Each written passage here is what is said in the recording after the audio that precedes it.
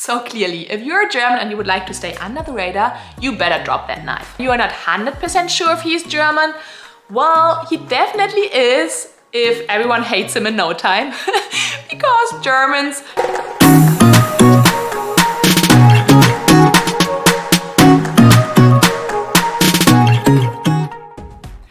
America's Got Germans! My name is Annie. Welcome to my channel.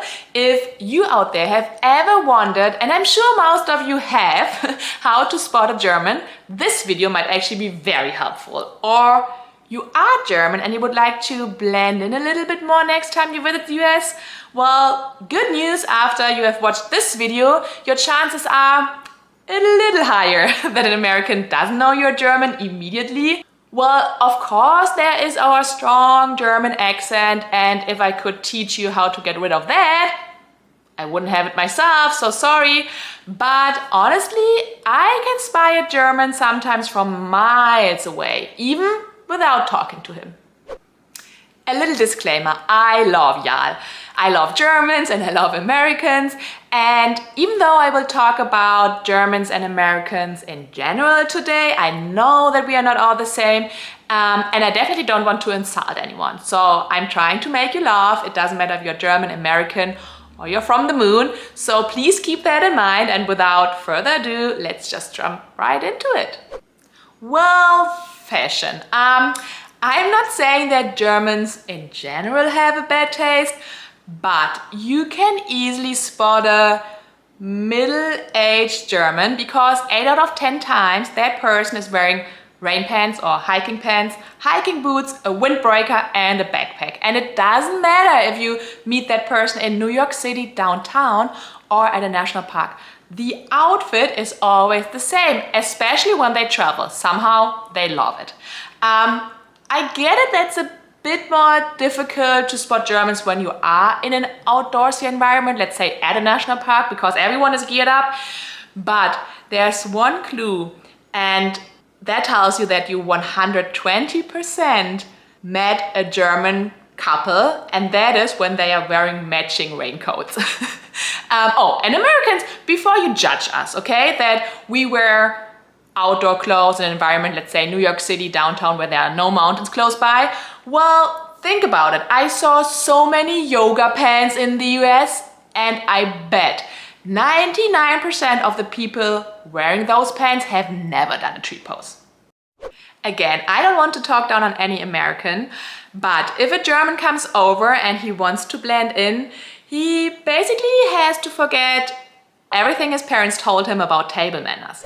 Okay, so here's the thing. Germans use a fork and a knife during the entire meal. So we have the fork in the left hand, the knife in the right hand. We cut our food and we eat. Easy as that. Americans, on the other hand, if they use a knife at all, they kind of start the same way. So fork in the left, knife in the right hand. They cut the food, but then something really weird happens. They drop the knife, they change the fork to the other side, and then they eat. I just have one question. Why?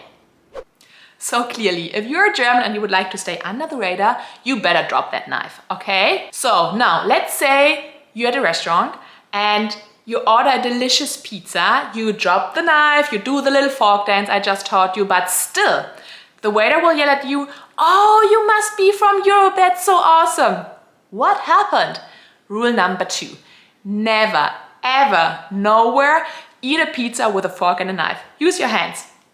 This one might remind you of a scene from Inglourious Bastard when Archie blows his cover by ordering 3 beers. But of course it also goes both ways. So if you ever see someone ordering 3 beers, you know it's a German. So weirdly, we count like this. 1, 2, 3, 4 is difficult, and then 5. While Americans count like this. 1, 2, 3, 4, and 5. It is actually so much easier, so we should change it in Germany. A new guy just started working at the company you're working for, and you are not 100% sure if he's German. Well, he definitely is if everyone hates him in no time. Because Germans usually cut the chit chat and the small talk. They jump right into business. They leave the office at 5. They never answer emails in the evening or during the weekend. Well, okay, it is an exaggeration of things, but I can tell you that my husband leaves the office earlier than Americans do, and I'm not saying they are slow or not as smart or whatever, but they definitely have a different approach of working. And Germans, I mean, they lack in other departments like networking and connecting to people, so I'm not saying one or the other is better, but still, I really think that efficiency is in our genes. Well, listen to me, of course I know, I grew my channel in no time, effortless. Let's be brutally honest, I could do better. And if you would like to support me and get my middle name efficiency back, you could subscribe to my channel, leave me a comment or a thumbs up. Thanks so much in advance, I appreciate you being here. You might have heard that Germans love to walk everywhere. Well, why do you think you had to borrow the word Wanderlust from us? It's not that I'm a health addict or I'm constantly thinking about saving the planet. I don't, and I love my car. I probably even love my car more than most Americans do, because they drive around with stances and scratches and they put the Christmas tree on top of the car. Can you imagine? My husband, he almost got a heart attack when we bought a Christmas tree and that guy was about to put it on top of the car. And then he told him to put it inside of the car, and this guy, you should have seen his face. But that's another story. Back to walking. If I'm not under time pressure, I would say that I usually would walk any distance under 5K, sometimes more.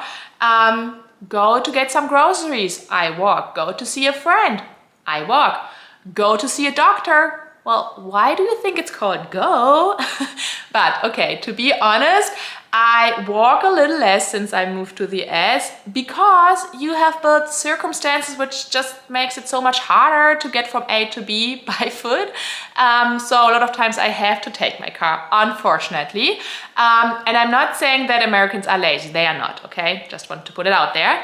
So, but if you still see random people walking places you would never walk to, there's a high chance you spotted a German. Same with biking. So my husband bikes to work every day, and although there are a few bikers in Boston, I have to say, there's one hint that tells you 100% you spotted a German, and that is when it's raining cats and dogs and someone is riding a bike covered with rain gear. I don't even think you can buy rain pants in the US, can you? Maybe I'm wrong, I don't know. Yes, Germans are rude and not very polite, and if you cannot deal with it, stop watching, just go away. I'm kidding, please stay. Well, I've talked about that stereotype in a lot of my videos, and that itself might be a hint that you spotted a German. But also, if you notice someone getting very quiet in a conversation, could be a hint as well, because Germans cannot deal with the over-the-top vocabulary Americans use. I love American English, don't get me wrong. It's just sometimes difficult, and if you want to know why Germans struggle to learn English, you could watch one of my other videos, I will link it below. But anyway, so I was saying that Germans sometimes struggle to translate things like amazing, adorable, because that just doesn't exist in German, and then they just don't know what to say. So yeah, they might look a bit confused because Germans take everything literally. Speaking of, when you as an American say you should stop by sometimes, you don't really think about it, do you? Well, a German does. He takes it literally and he will knock on your door one day. So I guess a clear sign that you are talking to a German is when it feels like another German invasion.